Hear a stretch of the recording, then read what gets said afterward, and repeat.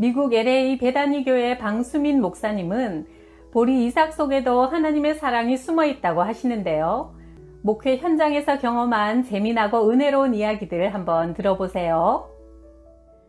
정 집사는 결혼해서 미국에 오게 되었다. 언어 문제, 문화 적응, 맞벌이를 해야만 사는 미국 생활 초기엔 힘든 일이 많았다. 정 집사가 가장 힘들어한 것은 주위 친척들로부터 너희는 예수 잘 믿고 11조도 한다면서 어째 맨날 그 모양으로 어렵게 사냐는 말을 듣는 것이었다. 한동안 하나님한테 불평하면서 이렇게 기도했단다. 하나님, 저들이 하는 소리 들으셨죠? 나 너무 쪽팔립니다. 너무 쪽팔린다고요. 그 말에는 이런 뜻이 함축돼 있었다. 하나님, 예수 믿으면 뭔가 달라지는 것이 있어야 하는데 사는 게 너무 힘에 겨워 항상 숨이 목까지 찬 것 같습니다. 주위를 둘러보면 나를 돕는 자는 아무도 없고 비아냥대는 말뿐입니다. 나를 사랑하신다는 주님조차 항상 침묵하고 계신 것 같다고요. 그런 푸념 섞인 기도를 한동안 했다. 남편은 사람 사귀기를 좋아해 바다 낚시를 다니고 조기 축구를 하느라 주일 예배를 자주 빠졌다. 어느 날 정집사 부부가 사무실로 찾아와 눈물을 뚝뚝 흘렸다. 남편은 고개를 푹 숙이고 있고 아내가 목이 메어 목사님, 이제 우리 어떻게 살아요? 집 할부금은 어떻게 갚고요? 라며 흐느꼈다. 남편이 복사기 판매 및 수리하는 회사를 친구 셋과 동업했는데 사람이 좋아 나가서 돌아다니길 즐기다 보니 본인은 영업과 출장 수리를 맡았단다. 그런데 지난 월요일 출근해보니 사무실은 온데간데 없고 진열장에 가득 있어야 할 복사기들도 하나도 없었다. 그동안 동업자들이 깜짝같이 속이고 다 빼돌려 자기들끼리 다른 곳에 회사를 차렸다. 사람 좋은 남편은 배신감에 부르르 떨며 눈물만 흘렸다. 술을 먹고 휘발유통을 들고 가서 불사 지른다는 것을 겨우 말려 목사님을 찾아왔다며 둘 다 울었다. 장모님과 함께 사는데 우리 교회 권사님이다. 오복심 권사님은 기도로 사는 분이다. 엄마는 그렇게 기도 많이 하는데 왜 이런 일이 생겨? 불평하는 딸에게 권사님은 웃으며 하나님은 모든 것이 합력하여 선을 이루게 하신단다. 목사님께 찾아가 기도나 받으렴 하시더란다. 그래요, 기도합시다. 그런데 정 집사님, 먼저 두 가지를 하나님 앞에 약속하면 기도해 드리겠습니다. 마음만 먹으면 지킬 수 있는 것입니다. 첫째, 주일에는 예배를 드리십시오. 조기 축구는 토요일에 차고 주일에는 꼭 교회 나와 예배부터 드리십시오. 지키시겠습니까? 아멘. 그리고 우리 신앙의 조상인 아브라함은 무엇을 하든지 어디를 가든지 먼저 제단을 쌓고 여호와의 이름을 불렀습니다. 그러니 이제부터 개업을 하거나 이사를 하든 무슨 일을 시작하기 전에 저를 부르세요. 먼저 함께 예배를 드립시다. 하실 수 있겠습니까? 아멘. 그러고 나서 사무실 바닥에 무릎을 꿇고 앉은 정집사 부부의 머리에 손을 얹고 눈물로 기도했다. 2주 후 사무실을 얻었다는 말을 듣고 가서 신문지를 바닥에 깔고 앉아 예배드렸다. 하나님이 축복하셔서 1년 만에 친구들과 동업하던 때의 매상을 혼자 이루었다. 수입이 예전보다 3배가 늘었다. 3년 후에는 다른 회사와 합병하게 되어 거래처가 배로 늘어났다. 무엇보다 부부의 신앙이 견고하고 아름답게 성장했다. 정집사 부부가 또 이번에 찾아왔다. 목사님 부부를 성지순례 보내드리기로 했다며 하얀 봉투를 내밀었다. 이번엔 드릴 수 있는 넉넉한 형편이 되게 하신 하나님께 감사해 또 눈물을 흘리며 기도했다. 내 아내는 사정이 있어 여행 비용을 교회에 헌금하고 나 혼자 이집트와 이스라엘로 성지순례를 다녀왔다. 갈릴리 호수 근처 호텔 베란다에서 혼자 새벽기도하며 정집사 부부를 더욱 영적으로 물적으로 축복해 주시길 간절히 기도했다. 추수감사절 예배 때 정집사가 나와 간증했다. 하나님, 나 너무 쪽팔려요 하는 푸념 기도를 했는데 하나님은 그런 기도도 듣고 멋지게 응답해 주셨다고 하여 모두들 한바탕 웃었다. 정집사가 이사한 집으로 신방 예배를 드리러 가니 골프장 한가운데 있는 아름다운 저택이었다. 본인들도 이것이 꿈인가 현실인가 싶어 아침에 일어나면 서로 얼굴을 쳐다보며 현실임을 감사한다고 했다. 어느 교인이 내게 물었다. 정집사가 복권에 당첨됐다던데 그 말이 정말입니까? 어처구니가 없어 웃으며 대답했다. 예, 천국 복권에 당첨됐지요. 하나님은 우리의 쪽팔려요 하는 기도도 들으신다. 기도할 수 있는데 왜 걱정하십니까? 신학교 다니던 시절 어금니가 아팠다. 가난한 신학생 형편으로 치과에 갈 엄두가 나지 않았다. 치과에 가면 치료비가 많이 든다는데 아픈 뺨에 손을 대고 예수의 이름으로 명하노니 통증아 물러갈지어다 간절히 기도했지만 전혀 낫지 않았다.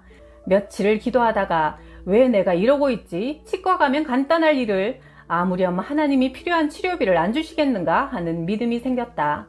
아는 분의 소개로 예수 잘 믿으시는 의사를 찾아갔다. 아내는 사랑니 2개를 뽑고 나는 잇몸 치료를 했다. 신학생 부분이 정상 치료비의 4분의 1도 안 되는 $480만 내라고 했다. 치료비를 수표로 다음 주 화요일 날짜를 적어 지불했다. 주님, 치료비 부도 안 나게 해주세요. 신학생이 부도 내면 주님 망신, 나 망신, 합동으로 망신당합니다. 주실 줄 믿습니다. 정말 열심히 기도했는데 며칠이 지나도록 돈 생길 기미는 전혀 보이지 않았다. 아내에게 하나님은 반드시 주신다. 걱정하지 말라며 큰소리 치던 소리가 점점 작아졌다. 내일이면 부도 나는데 듣고 있는 강의가 머리에 들어오지 않았다. 주님, 오늘 저녁까지 돈을 은행에 넣어야 합니다. 이젠 정말 시간이 없습니다. 축 늘어진 어깨로 3층 강의실에서 계단을 걸어 내려오는데 누가 내 어깨를 툭 치며 물었다. 수민방? 맞습니다. 해피 발렌타인 하며 카드를 주었다. 같이 강의를 한번 들은 적이 있는 중국인 목사였다. 그러고 보니 요즘 발렌타인이라고 연인끼리 초콜릿도 주고 카드도 주고 받는다니 얼떨결에 받았다. 기숙사에 돌아와서 주님, 저는 지금 돈이 필요합니다. $480입니다. 라고 울며 기도하다가 강의 노트 속에 끼워 놓은 카드가 생각나 열어보았다.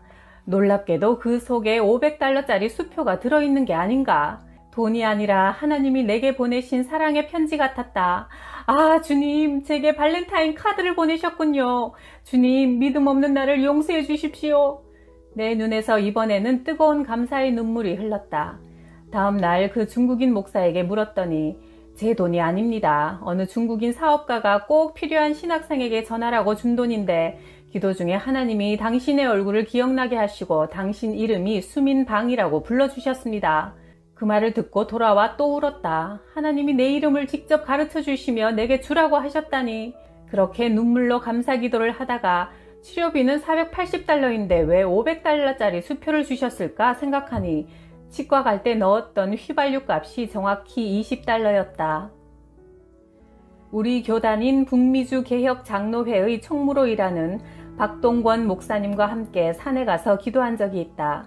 당시 박 목사님은 교단 총무직에 지원하고 싶은데 단독 목회 경력 7년 이상이라는 조항 때문에 자격이 미달이었다.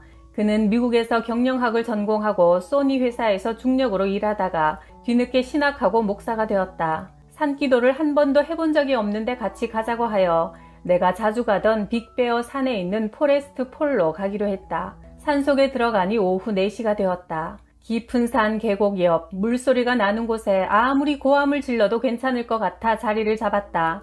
박 목사님, 산기도는 소나무 잡고 몸부림치며 뿌리가 뽑히도록 마음껏 소리질러 기도하시면 됩니다. 그러려고 깊은 산에 들어온 거니까요. 우리는 주여 주여 속 시원하게 소리 지르며 기도했다. 얼마나 기도가 잘 되던지 밤이 늦도록 기도에 열중했다. 밤 11시쯤 갑자기 하늘이 환해졌다. 목사님도 하늘이 환해지는 거 보입니까? 박 목사님, 하늘문이 열린다더니 정말 하늘이 환해지네요. 예, 더 열심히 기도합시다. 주여! 주여! 온몸을 흔들어가며 목이 터져라 기도했더니 몸에서 땀이 흘렀다. 잠시 후 영어로 중얼거리는 소리가 들려왔다. 아, 드디어 천사가 오는가 보다. 주여! 주여! 그러다가 내 눈앞이 너무 환해져 눈이 부셔서 자세히 눈을 떠보니 누군가 밝은 플래시를 내게 정면으로 비추고 있는 게 아닌가. 놀라서 벌떡 일어서며 누구요? 하니 우리는 소방관 인명구조대입니다. 산 밑에 주택가 주민들이 산에서 사람의 비명소리가 들린다고 신고하여 구조하러 왔습니다. 무엇을 하고 있습니까? 소방관 복장을 한 백인 6명이 이상하다는 듯 우리를 쳐다보았다. 우리는 목사들인데 이곳에서 기도하고 있었습니다. 계곡이 깊고 물소리 때문에 기도소리가 안 들릴 줄 알았는데 죄송합니다. 그만 김이 새어 기도를 멈추고 말았다. 성령의 불을 달라고 목이 터져라 기도했는데 거꾸로 기도불을 끄겠다며 소방대원들이 달려왔으니 말이다. 산을 내려오면서 박 목사님이 내게 물었다. 하나님이 그래도 우리 기도를 들으셨겠지요? 물론이죠. 저 아래 도시 주민들도 듣고 소방대원도 듣고 달려왔는데 아무렴 하나님이 못 들으셨겠습니까? 우리 하나님이 귀가 얼마나 밝으신데요. 결국 그 산기도는 응답되어 박 목사님은 많은 자격 있는 경쟁자들을 물리치고 하나님의 은혜로 교단 총무가 되었다. 그 기도를 통해 하나님은 우리 기도를 다 듣고 계신다는 사실을 다시 한번 깨달았다. 어느 수요 예배 때 막달라 마리아에 대한 설교를 했다. 마리아는 예수님의 몸에 향유를 바르려고 새벽 미명에 무덤에 찾아갔습니다. 마리아는 그때 부활하신 예수님을 제일 먼저 만나는 복을 누렸습니다. 예수님의 몸에 향유를 바르는 아름다운 믿음이 있기를 축복합니다. 성도들이 아멘으로 화답했다. 예배가 끝난 후 샌드라 신집사가 와서 물었다. 막달라 마리아는 예수님 몸에 향유를 부으러 갔는데 우리는 어디에 부으면 됩니까? 갑작스런 질문에 잠시 생각하다가 교회가 주님의 몸이니 교회에 부으시면 됩니다 라고 대답했다. 그러자 신집사는 매주 토요일이면 아이 4명과 남편 전부 6 식구가 교회에 와서 청소했다. 특히 강대상을 예수님의 발에 향유를 붓듯 기름을 바르고 윤기를 낸다며 얼마나 닦았는지 눈이 부실 정도로 반짝였다. 신집사의 큰딸 루디아가 초등학생이었는데 걸레와 빗자루를 들고 다니며 어머니를 따라 청소했다. 나는 그 아름다운 모습을 보면서 아이들이 어머니의 신앙을 본받게 해달라고 청소가 끝나면 식구들을 모아놓고 축복 기도를 해주었다. 큰딸은 고등학교 때 전교 1등으로 졸업해 졸업 연설을 하고 버클리 대학에 들어가 열심히 공부하고 있다. 신집사는 처음 우리가 만나 교회를 개척할 때는 가진 것이 없었지만 이제는 큰 사업을 운영한다. 하나님이 하신 일이라고 우리는 입을 모아 감사드린다. 그리스도인의 축복은 교회를 통해 온다고 나는 굳게 믿는다. 교회를 사랑하는 것이 주님을 사랑하는 방법이다. 평신도 시절 전도 훈련을 받을 때 3명이 한 팀이 되어 예수 믿지 않는 사람을 직접 찾아가 전도했다. 그날 우리 팀이 받은 전도 대상자는 1시간이 넘게 걸리는 산타에나시에 살고 있었다. 전도하고 다시 교회로 돌아와 보고하면 밤 12시 안으로 집에 들어가긴 틀렸다. 피곤이 몰려오며 마음이 무거웠지만 힘을 내어 찾아가니 그의 아내가 복음을 제대로 모르는 남편을 전도 대상자로 이름을 적어 제출한 것이었다. 보기에 착하고 성실해 보이는 30대 초반의 남자였다. 30분 정도 복음을 전하니 진지하게 듣더니 예수님을 영접하겠다며 무릎을 꿇었다. 감격해서 함께 눈물을 흘리며 영접 기도를 했다. 그는 예수님을 주인으로 영접한 후 기뻐서 환하게 웃었다. 집으로 돌아오는데 기분이 좋아 전혀 피곤하지 않았다. 며칠 뒤 주일 예배 후 친교 시간에 검은 드레스를 입고 울고 서 있는 젊은 여인에게 여러 사람이 빙 둘러서서 위로하는 모습이 보였다. 어디서 본 듯한 여인이라 자세히 보니 바로 지난 주중에 전도하러 갔던 집에 바로 그 아내였다. 전도받은 남편이 다음 날 아침에 출근하다가 교통사고로 세상을 떠났다는 것이다. 세상에, 내가 그날 피곤하고 바쁘다며 핑계를 대고 전도하러 가지 않았더라면 나는 평생 후회할 뻔했다. 바로 지금 하나님의 아들인 예수 그리스도가 당신의 죄를 대신 지고 십자가에서 죽으시고 다시 부활하셨다는 사실을 인정하고 받아들여 영생의 선물을 받으시길 바란다. 베다니 교회를 막 개척했을 때 정장로님의 외아들 정집사는 바쁜 중에도 전도하러 가자고 하면 무조건 따라 나서는 신실한 사람이었다. 그는 당시 30대 중반인데 사업체가 날로 성장해 자체 건물을 갖게 되었다. 가난한 개척교회에서 그의 헌신적인 봉사와 헌금이 절대적인 힘이 되었다. 그런데 그토록 신실하던 사람이 점점 이상해졌다. 마치 본인이 목사인 것처럼 착각하는 듯 했다. 신방을 가도 자기가 설교할 테니 목사님은 가만히 있으라 했다. 한 번은 나를 찾아와서 말했다. 이번에 나를 장로시켜 주십시오. 그러면 목사님에게 2만 달러, 2천만 원을 드리고 자동차 한 대를 교회에서 구입하도록 하겠습니다. 장난이라도 그런 말은 하면 안 됩니다. 했더니 정색하며 장로를 안 시켜주면 베다니 교회에 더 있을 수 없습니다. 했다. 20여 명 모이는 교회에서 정집사 가정, 정장로님 부부, 그의 누이 가정까지 모두 6명이 나간다니 큰일이었다. 너무 괴로워 기도원에 올라 3일 금식 기도를 했다. 마음이 평안했다. 그래, 목사를 안 하면 안 했지 교회를 그런 식으로 이상하게 만들 수는 없다 하는 마음이 생겨 그 다음 주일에 만나 조심스럽게 말했다. 아무리 기도해 보아도 하나님이 원하시는 방법이 아닌 것 같습니다. 정집사는 안색이 변해 알았다며 돌아섰다. 그러자 그의 아버지 정장로님이 목사가 속 좁게 군다며 화를 냈다. 너무 기가 꽉 막혀 그날부터 탄식의 기도를 드렸다. 하나님, 왜 나만 목사가 되어 이런 고통을 당해야 합니까? 저 장로님 아들도 나처럼 목사로 만들어 주십시오. 기도 같지도 않은 무식한 기도로 밤을 새웠다. 그 가족을 몇 번이나 만나 설득했지만 결국 모두 교회를 떠나게 되었다. 이 일을 통해 목회는 사람을 의지하면 안 된다는 것을 철저히 배웠다. 새벽 기도 중 내 마음속에 주님의 음성처럼 들려오는 생각이 있었다. 나이 많은 장로를 아버지처럼 여겨라. 그러고 보니 그래도 개척 초기에 힘이 되어주신 참 고마운 분들이었다. 그래서 장로님을 따로 만나 그동안 수고하셨다고 감사하다는 말을 전하고 식사를 대접한 후 양복을 한 벌 선물해 드렸다. 그러자 정 장로님이 방수민 목사는 참 좋은 목사라고 말씀한다는 소문이 들려왔다.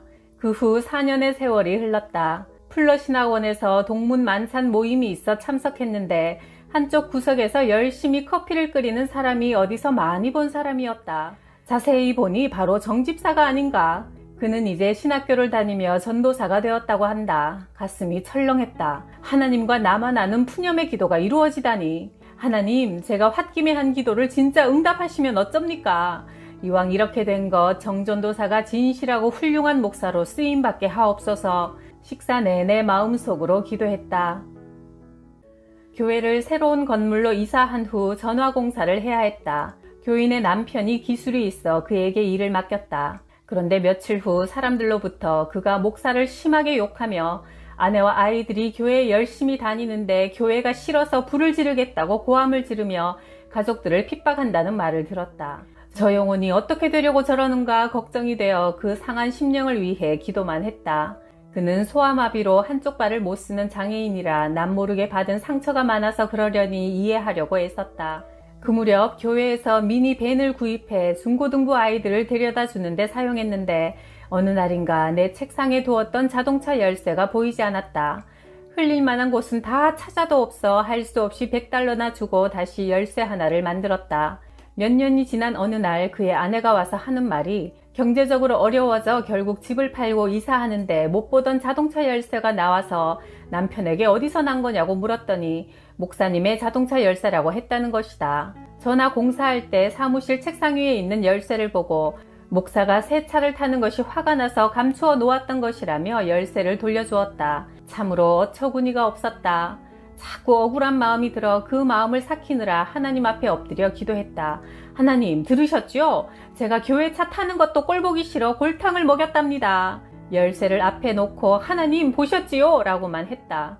몇 년 후 그가 중풍으로 쓰러져 요양시설에 있다는 안타까운 소식을 들었다. 원래 소아마비로 한쪽 발을 못 썼는데 멀쩡한 쪽으로 중풍이 와서 이제는 온 몸을 전혀 움직이지 못해 병상에 누워만 있단다. 그 소식을 들으니 나를 향해 욕할 때보다 가슴이 더 아팠다.